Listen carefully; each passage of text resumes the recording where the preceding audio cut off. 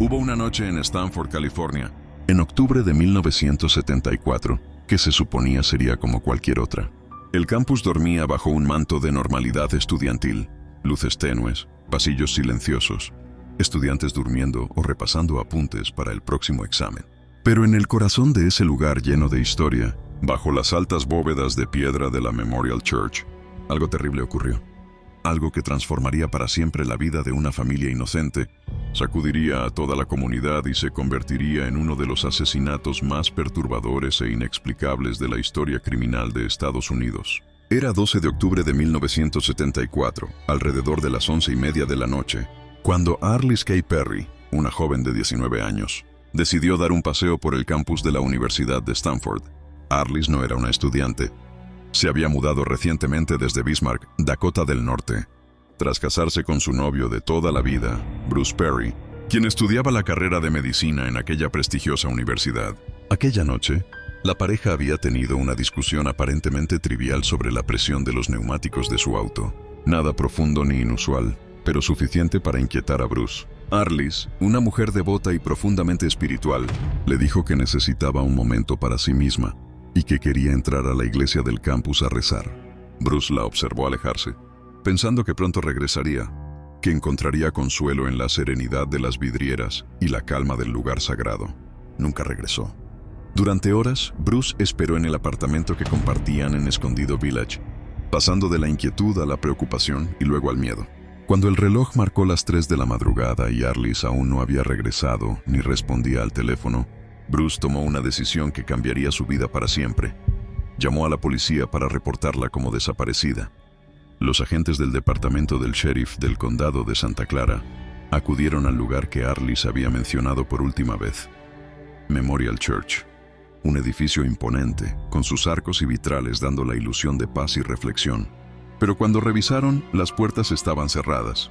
Ninguna señal de Arliss. Las campanas dormían. La noche parecía intacta e impenetrable. Todo cambió a las 5:45 de la mañana del 13 de octubre de 1974. Un guardia de seguridad del campus, Stephen Blake Crawford, se encontraba haciendo su ronda habitual para abrir los portones de la iglesia para el nuevo día. Pero lo que imaginaba sería otra mañana tranquila se transformó en una pesadilla indescriptible. Cuando Crawford abrió las puertas y cruzó el umbral de la nave principal, encontró algo que ningún ser humano debería ver jamás. Ahí, en la mitad del santuario, cerca del altar, yacía el cuerpo inerte de Arliss Perry. Su postura yacía extendida, boca arriba, como si el tiempo mismo se hubiera detenido mientras su espíritu aún luchaba por encontrar consuelo. Pero lo que siguió fue algo que heló la sangre de los oficiales y cambió la forma en que el caso sería recordado por décadas. Arliss estaba muerta, y su muerte no fue un accidente ni una tragedia simple. Ella había sido asesinada de forma brutal, con un objeto punzante en la parte posterior de su cráneo, un instrumento afilado que los investigadores identificaron como un picahielos, rompiendo el mango en el proceso. Más allá de esta atrocidad, había signos de estrangulamiento, y el escenario alrededor del cuerpo era tan perturbador que incluso los detectives más veteranos quedaron en shock. Su cuerpo fue encontrado sin ropa de la cintura para abajo, una escena que los investigadores describieron como profundamente inquietante y que sugería una violencia más allá de un simple asesinato. Una de las imágenes que nunca se borraría de la mente de quienes procesaron la escena fue la presencia de velas del altar colocadas de manera ritualística alrededor del cuerpo, una entre sus piernas y otra sobre su pecho, y el jean cuidadosamente arreglado sobre sus piernas en un patrón que nadie pudo interpretar con certeza. No había señales evidentes de una lucha violenta dentro de la iglesia. No se encontró indicio de forcejeo, ni rastro de un intruso forzando la puerta. Simplemente estaba ella, en ese lugar sagrado, con su vida arrancada de la manera más brutal e inexplicable. Lo que parecía un acto de violencia física se convertía pronto en un misterio, que desafiaba todas las explicaciones.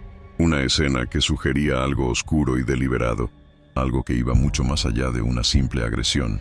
El horror de la escena, sin contexto ni explicación, sumergió a todos los que conocieron los hechos en espesas capas de incertidumbre, miedo y preguntas sin respuesta. A medida que el sol se levantaba sobre Stanford, la noticia de la muerte de Arliss se expandió más rápido que cualquier rumor. La comunidad estudiantil, los profesores, incluso los vecinos fuera del campus comenzaron a hablar de ello en voz baja, con temor e incredulidad. preguntándose cómo una joven de 19 años podía ser brutalmente asesinada en lo que debería haber sido uno de los lugares más seguros del campus. Pero mientras la policía levantaba el cuerpo y cerraba las puertas de la iglesia para preservar la escena, nadie sabía que esa mañana marcaría el comienzo de una investigación que duraría más de 40 años, atravesando sospechas, teorías extrañas, pruebas científicas insuficientes y una comunidad que exigía respuestas. Y en el centro de todo esto estaba una pregunta que nadie podía responder. ¿Quién había arrebatado la vida de Arliss Perry en ese templo silencioso y por qué? Las horas posteriores al hallazgo del cuerpo de Arliss Perry estuvieron marcadas por una mezcla de urgencia y desconcierto. Para los investigadores, no era solo un homicidio. Era un homicidio cometido en un lugar que desafiaba toda lógica criminal. Una iglesia universitaria, cerrada durante la noche, sin señales evidentes de entrada forzada y con una escena que parecía cuidadosamente dispuesta. Desde el principio, el caso se resistía a encajar en los moldes habituales. La policía del condado de Santa Clara asumió la investigación junto con las autoridades del campus. El edificio fue acordonado, pero no por mucho tiempo. Stanford no era una ciudad cualquiera, y Memorial Church no era un lugar cualquiera. Había presión, silenciosa pero constante, para restaurar la normalidad lo antes posible. Cada hora que la iglesia permanecía cerrada era un recordatorio incómodo de que algo terrible había ocurrido en el corazón de una institución prestigiosa. Los primeros interrogatorios se centraron en la figura más cercana, David Perry, el esposo de Arliss. Habían pasado apenas unas semanas desde su boda. La idea de que un matrimonio recién celebrado terminara en asesinato parecía incomprensible. David relató la discusión menor que habían tenido, su paseo nocturno para despejarse y su sorpresa al no encontrar a Arliss cuando regresó. Su comportamiento fue descrito como cooperativo, contenido, incluso devastado. No había contradicciones evidentes, no había antecedentes de violencia y, sobre todo, no había pruebas físicas que lo vincularan directamente con el crimen. Muy pronto, los investigadores descartaron al esposo como sospechoso principal. Fue una decisión que marcó todo lo que vendría después. Con David fuera del foco, la atención se desplazó hacia una hipótesis cómoda. Un atacante desconocido, alguien externo al campus, quizá un oportunista que vio a una joven sola y vulnerable. Era una teoría simple, tranquilizadora. Permitía creer que el peligro venía de fuera, no de dentro. Que el crimen había sido un hecho aislado, no una señal de algo más profundo y perturbador. Sin embargo, esa teoría empezaba a resquebrajarse cuando se examinaban los detalles. No había signos claros de agresión sexual convencional. No había desorden típico de una lucha desesperada. No había huellas que indicaran un forcejeo prolongado. El cuerpo de Arliss mostraba violencia extrema, sí, pero también una quietud inquietante, como si hubiera sido sometida sin posibilidad de resistirse o sorprendida en un momento de absoluta vulnerabilidad. La escena en sí planteaba más preguntas que respuestas. La colocación del cuerpo, los objetos utilizados, el simbolismo implícito, todo sugería intención. Nada parecía aleatorio, nada parecía fruto del impulso. Y aún así, esas señales no fueron exploradas a fondo en aquel momento. Se registraron, se fotografiaron, pero no se interpretaron con la profundidad que merecían. El manejo de la evidencia fue otro punto crítico. Algunas pruebas biológicas fueron recolectadas, pero la tecnología forense de la época era limitada. El ADN, tal como hoy lo conocemos, no existía como herramienta investigativa. Lo que no podía analizarse entonces fue almacenado, archivado y, en algunos casos, simplemente olvidado. Cada decisión tomada en esos primeros días se convertiría, con el paso del tiempo, en una barrera casi imposible de superar. Mientras tanto, el campus intentaba volver a la normalidad. Las clases continuaron. Los estudiantes regresaron a las aulas. Memorial Church reabrió sus puertas. Para muchos, era una forma de seguir adelante. Para otros, era una manera de no mirar demasiado de cerca lo que había ocurrido. La sensación de inseguridad persistía, pero sin un sospechoso claro. El miedo se volvió difuso, abstracto. En los meses siguientes surgieron teorías. Algunas apuntaban a rituales extraños, otras a sectas, otras a individuos mentalmente inestables que merodeaban la zona. Ninguna pudo sostenerse con pruebas sólidas. Cada pista parecía desvanecerse antes de llegar a algo concreto. Y poco a poco, el caso comenzó a enfriarse. Para la familia de Arliss, el tiempo no trajo consuelo. Cada actualización incompleta, cada silencio prolongado, reforzaba la sensación de que la verdad se estaba escapando entre los dedos. Sabían que algo no encajaba, pero no tenían los medios ni el acceso para exigir respuestas más profundas. A medida que los años pasaban, el asesinato de Arliss Perry se convirtió en un expediente más dentro de un archivo de casos sin resolver. No porque faltaran preguntas, sino porque nadie parecía dispuesto a replantear las respuestas iniciales. La narrativa del atacante desconocido se mantuvo, no por convicción, sino por falta de alternativas exploradas. Lo que nadie sabía entonces era que una pieza clave había estado presente desde el principio, no oculta en la oscuridad, no perdida en algún callejón lejano, sino integrada en el mismo entorno que se suponía seguro. Una presencia familiar, casi invisible, que no levantó sospechas porque nunca se miró con suficiente atención. La verdad, como ocurriría en muchos otros casos, no se había ido lejos. Simplemente estaba esperando a que alguien se atreviera a volver atrás y empezar de nuevo. Con el paso de los meses, el asesinato de Arliss Perry dejó de ser una emergencia y comenzó a convertirse en un problema incómodo. No había arrestos, no había avances claros, y lo más preocupante, no había una dirección firme hacia dónde mirar. La investigación, que en sus primeros días había estado cargada de urgencia, entró lentamente en una fase de inercia. Las autoridades continuaron siguiendo pistas sueltas, pero ninguna lograba sostenerse. Se entrevistó a estudiantes, a trabajadores nocturnos, a personas que habían estado en el campus aquella noche. Todos decían lo mismo: no vieron nada, no escucharon nada, no notaron nada fuera de lo común. Stanford, ese espacio que parecía estar siempre lleno de actividad, había sido un desierto silencioso justo en el momento en que alguien necesitó ayuda. Con el tiempo, la narrativa del extraño desconocido empezó a mostrar grietas. No porque hubiera nuevas pruebas, sino porque la teoría no explicaba los detalles más inquietantes del crimen. La forma en que el cuerpo fue dispuesto, la ausencia de desorden, la aparente familiaridad del agresor con el espacio, todo apuntaba a alguien que no solo conocía la iglesia, sino que se movía en ella con comodidad. Sin embargo, esa línea de pensamiento nunca se desarrolló del todo. En lugar de profundizar, la investigación comenzó a dispersarse. Se evaluaron hipótesis cada vez más vagas. Algunas rozaban lo especulativo, otras se apoyaban en prejuicios de la época.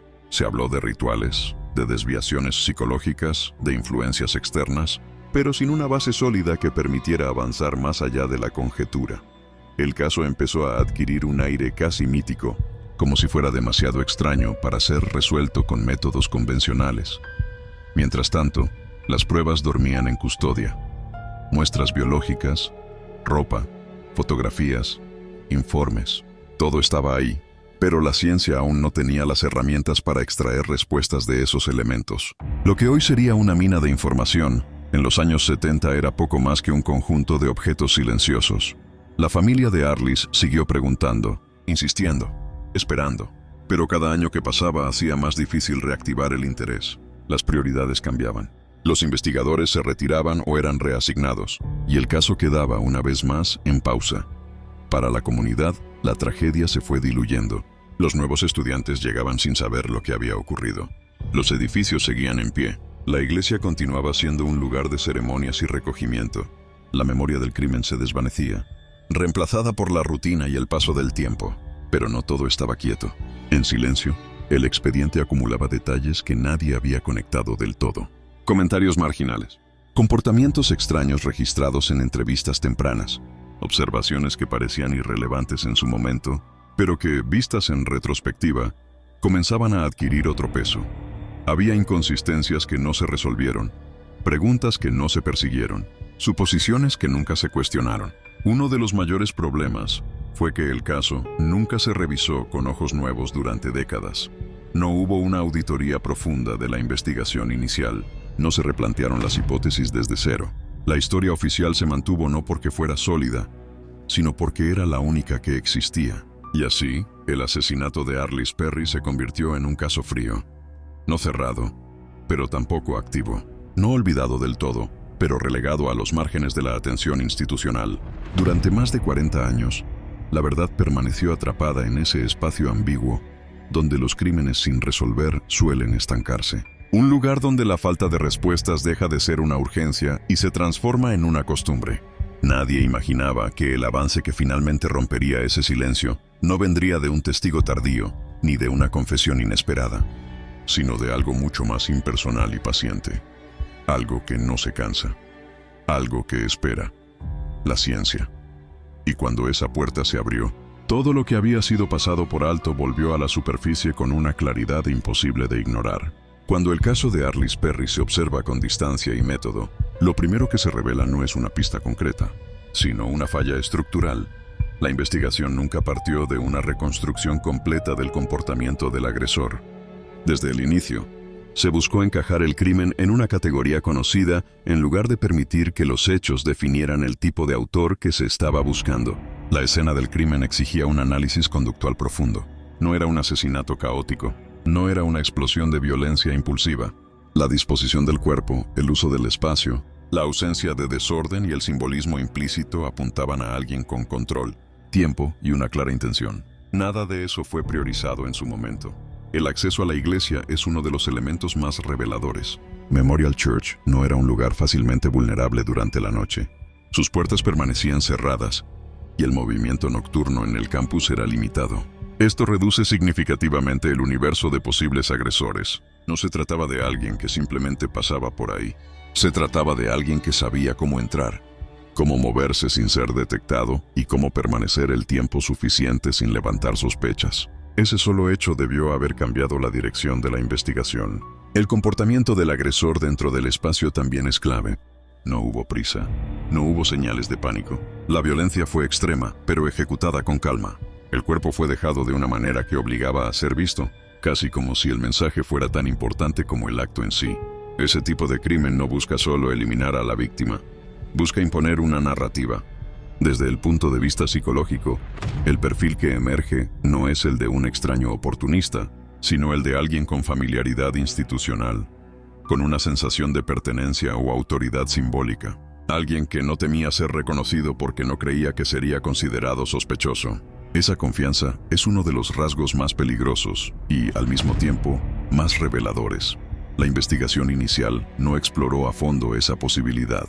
Las miradas se dirigieron hacia afuera, cuando las respuestas probablemente estaban hacia adentro. Se asumió que el peligro venía del exterior, porque aceptar lo contrario implicaba cuestionar la seguridad del entorno y la fiabilidad de quienes lo habitaban. Otro elemento crítico es la forma en que se interpretó la violencia sexual. Durante años, se habló del crimen como si su motivación principal fuera el deseo sexual. Sin embargo, el análisis moderno sugiere algo distinto. La violencia ejercida no seguía los patrones típicos de un ataque sexual impulsivo. Había un componente de dominación, de humillación y de control que iba más allá del acto físico. Ese matiz es importante porque redefine el tipo de agresor. No alguien guiado únicamente por impulso, sino alguien que necesitaba ejercer poder en un contexto específico. El lugar, el momento y la víctima no parecen elegidos al azar. La elección de Arliss también merece análisis. Era joven, recién llegada, sin una red social amplia en el campus. Su presencia no generaba atención. Su desaparición inicial no levantó alarmas inmediatas. Desde una perspectiva fría, era una víctima vulnerable, no porque estuviera sola, sino porque era invisible dentro del sistema. La falta de revisión crítica durante décadas consolidó estos errores. Cada año que pasaba sin reexaminar el caso reforzaba una versión incompleta de los hechos. Lo que no se cuestiona se normaliza, y lo que se normaliza deja de investigarse.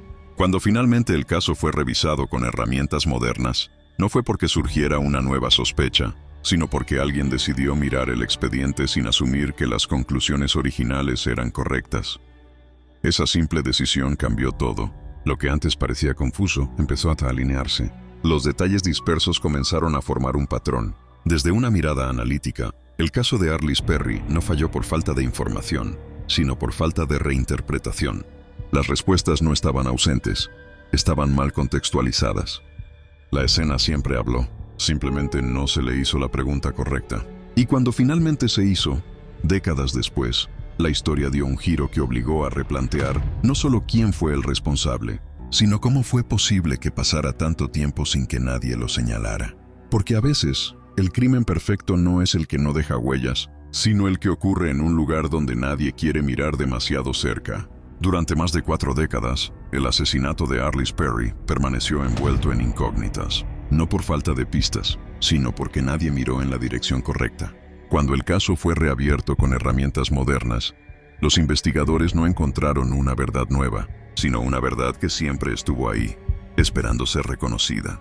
El ADN extraído de la escena del crimen finalmente ofreció una respuesta definitiva. El perfil genético coincidía con Stephen Crawford, un ex oficial de seguridad del campus de Stanford, un hombre que, en el momento del crimen, tenía acceso al recinto, conocimiento de los horarios y la autoridad suficiente para moverse sin levantar sospechas dentro de la universidad. Stephen Crawford no era un extraño. No era un intruso nocturno ni una figura anónima. Era parte del sistema. Precisamente por eso pasó desapercibido durante décadas. Cuando los investigadores confrontaron la evidencia, Crawford se quitó la vida en 2018, poco después de que el ADN lo vinculara directamente con el asesinato. Con su muerte, el caso se cerró legalmente, pero no emocionalmente. La confesión nunca llegó. Las explicaciones quedaron enterradas con él. El descubrimiento no solo reveló quién mató a Arliss Perry, sino cómo el poder, la confianza y la autoridad pueden convertirse en el mejor escondite para un criminal. Crawford utilizó el uniforme como camuflaje, la rutina como escudo y el silencio institucional como aliado involuntario. Arliss Perry fue asesinada en un lugar sagrado, en un entorno que prometía seguridad. Y durante años, la verdad permaneció oculta no por complejidad, sino por incomodidad.